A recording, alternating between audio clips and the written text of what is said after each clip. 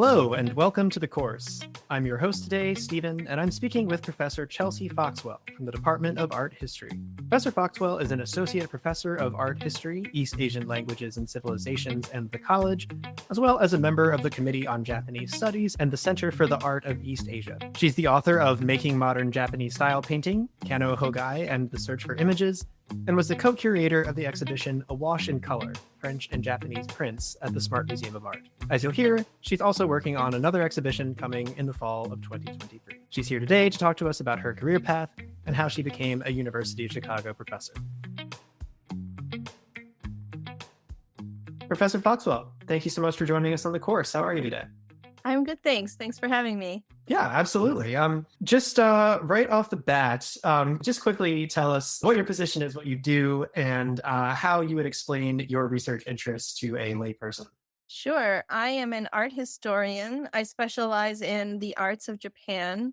So I am associate professor here in the art history department with a appointment as well in the East Asian Languages and Civilizations department. So within Japanese art, I teach everything from prehistory to contemporary art, and my focus of my research tends to be on the 18th and 19th centuries, sometimes even a little bit into the 20th century. And the oldest thing that I ever wrote an article on was a Japanese picture hand scroll from the year 1299. Well, we're going to get more into your research and just sort of what your job entails these days. But first, I want to go way back in your biography and ask, what did you think you were going to do when you were young? I mean, did you have a job in mind when you were a kid?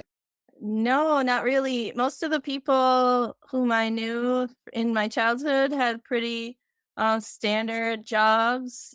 And my father actually had one of the more interesting jobs of people that I knew. He had his own business and he was a picture framer, and he also sold craft object items like to make crafts or, embroidery or silk flowers or baskets or these kinds of things. And so I had a lot of fun as a child going through his store and, for example, looking at his inventory of googly eyes in every possible size. That's great. So, what were your interests, I guess, when you were maybe like middle or high school age, and looking towards college? Were you into art history at that time?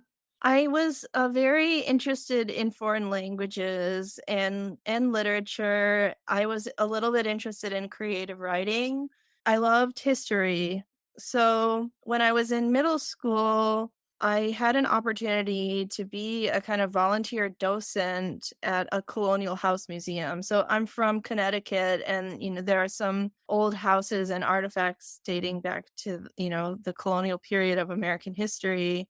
And so this was just really fascinating to me that I could, stand inside this house that was built in the 1600s and talk to visitors, show visitors around, talk to them about the family who originally lived in the house and about kind of the history of that region at the time. From there was another museum down the street, which was also a house, but this one was much more recent, built at the turn of the 20th century, called Hillstead Museum. And this was the house of, it was actually built by a woman who went to school in Farmington, Connecticut, called Theodate Pope, and became one of America's first licensed female architects.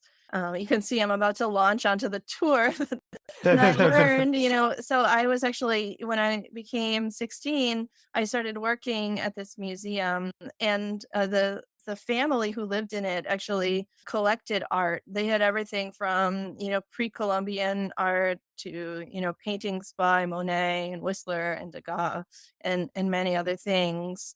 And the young woman who designed the house, Theodate Pope, when her parents died, she decided to make the house into a museum, right then and there. And so I think it opened as a little museum where you could take tours in 1946. So, and it still exists to this day. So that's how I got interested in art. And people would, that was when I first met an art historian, was when I was in high school. And they invited a professor from Trinity College in Hartford, Connecticut, an art historian, to come give a talk on the Impressionist paintings in the museum's collection. And I was just enthralled. And I think that was the first art history lecture that I'd ever heard. Before then, people on the tour, visitors to the house would sometimes ask me if I wanted to become an art historian. And I thought, people don't become art historians. Like, so impractical. Like, who can actually do that? So to me, an academic career was something that was just like, how people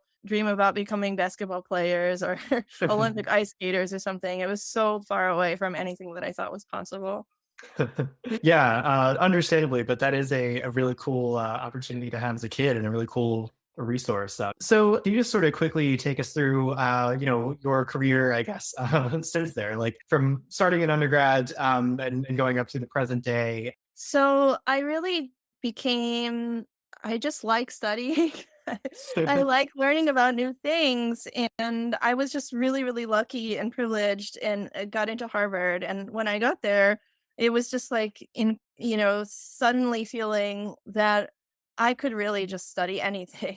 At one point, I guess Harvard had over 100 different libraries, and they since integrated their libraries, but so that there are fewer of them and they're easier to manage. But at the time that I went there, there was this little library called Rubel, which was dedicated purely to East Asian art. Only had books on East Asian art. And so I thought, if there's a library dedicated to this, then it must be an actual thing that people study. And that's probably the first moment that I actually imagined studying East Asian art history as a long-term pursuit. At the time, I was interested in many different things, but it just so happened that there was a professor of Japanese art history at Harvard at the time, and she really encouraged me that if I was at all serious about this, to start learning Japanese because kind of takes some time to learn Japanese. Yeah, So that's an intimidating prospect, isn't it? yeah, but I loved languages, as I said, and fortunately, Harvard just has an incredible Japanese language program. And so, not only did I learn there, but in the summer, I was so lucky to have opportunities to actually go to Japan and study there. And even though learning Japanese was such a challenge, I felt so encouraged and supported because people in Japan were very encouraging, and the field of East Asian art history is quite a small field as well, and everyone whom I met was just so encouraging. And so I thought, well, I'll just keep keep doing this and see where it takes me. So after I graduated from college, I got a scholarship from the Japanese government to study in Japan. So I did that for 2 years, studying at the Tokyo University of Art and Music, today called the Tokyo University of the Arts. Then I applied to a PhD program at Columbia University in New York. So I got my MA and PhD at Columbia. I'm guessing as someone who concentrates on Japanese art that your experiences abroad have been a huge part of your work. Can you, I guess, just sort of describe like, what those experiences have been like and what they've contributed to your work? Yes, I feel that I can't even begin to list all the people to whom I'm indebted because, as you know, when you try to speak a foreign language, every time you open your mouth, you pretty much make a mistake, right? Yeah. Yep. And then writing is even harder when you have to write emails. So I just, feel that many people without people's encouragement, it would just be futile. And that really at every step of the way to just be encouraged and, supported and corrected. And another challenge with studying art history is that you have to be able to, at some point, see the actual works of art. Right. And I was studying late 19th and early 20th century art. And at the time, very little of those types of art, even though they're not that old, were in museums in the United States. So I really needed to spend a lot of time going to museums. And, 99% of the things that I wanted to see were not just hanging on the walls. I had to make an appointment and ask curators to take works of art out of storage for me so that I could study them and, if permitted, take pictures of them. And, that those experiences were really transformative. Yeah. As you were doing your PhD, did you pretty much always imagine that you would, go on to be an academic? I don't know. Are there other routes available to to people who study art history? Well, there's one very important route, which is museum work, right? Mhm. Curatorial work. And in the PhD program here at the University of Chicago, many of our students are aiming for curatorial careers or for a career where they can combine, maybe university teaching as well as curating, as well as many of my colleagues, the students that I studied with in art history at Columbia, I think as well. Some of them became curators and so their main jobs would include not only making exhibitions, which of course is a scholarly endeavor and results oftentimes in a publication, right, a research publication, a museum catalog, but also, you know, shopping for works of art. Can you imagine? This is a very important part of their job, right? That they have a budget and they have to assess the works that are in their collection and then decide, with their limited funds available, what works might they acquire. And of course, people also might donate works or helps to support purchases for things that the museum might not otherwise be able to afford. And then there are all the mystery objects that every museum has, things in their collection where maybe they don't know the artist, they don't know the year, they don't even know what country it's from. And being able to spend time researching these mystery objects and figuring out what they are and what they can tell us about art history is also very important. So for me, as I mentioned, when I was a child, I was interested in creative writing, and I do see art history writing as a type of creative writing because, for starters, you're using words to talk about how something looks, right? Or how something feels. And I think it's quite a challenge to combine historical research and also words to try to account for a very particular object and try to imagine what kind of past life it might have had. Because you used the phrase, I think it was mystery objects. I have to ask, are there any particularly cool ones that you remember from your time in museums or other ones that you've come across? Yes, well, for one example, there's a painting that I wrote one of my very first articles on, published articles, called Hibo Kannon, or in Japanese, Merciful Mother Kannon. And two versions of this painting exist. One in the National Museum of Asian Art, formerly known as the Fear Sackler in Washington, D.C., and also one at the Tokyo University of the Arts. And there is another painting in the Fear and Sackler Museum in Washington, D.C., that was previously thought to be a Chinese painting, maybe from the 15th or 16th century. And it was thought that the the artist from the 19th century, the Japanese artist, copied this painting because they're very, very close. And I think that the museum is now closer to speculating that this earlier painting was actually a modern, shall we just say, a fake, a modern fake of an earlier religious painting of a bodhisattva, a Buddhist kind of deity that was made after the 19th century painting, but made to look old, deliberately made to look old.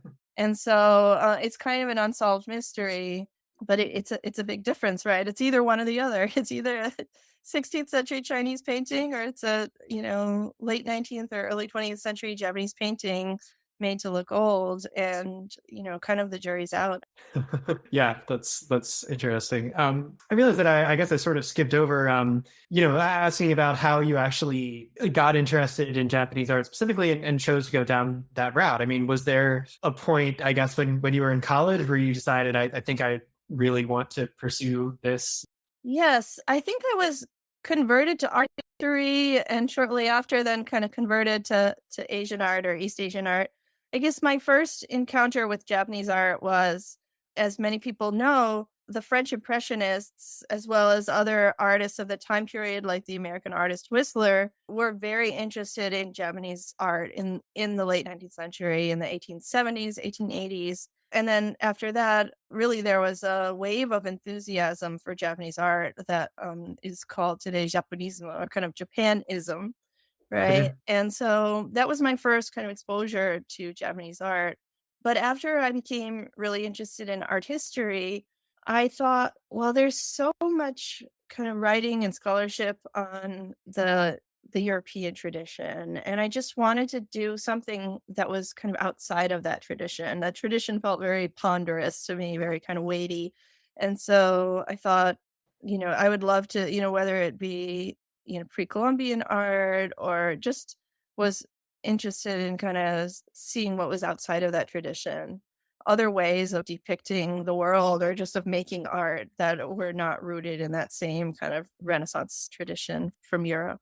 Yeah. So, what is happening in your field now, with your own research, perhaps, or just with other people around you that is exciting you? That's a great question.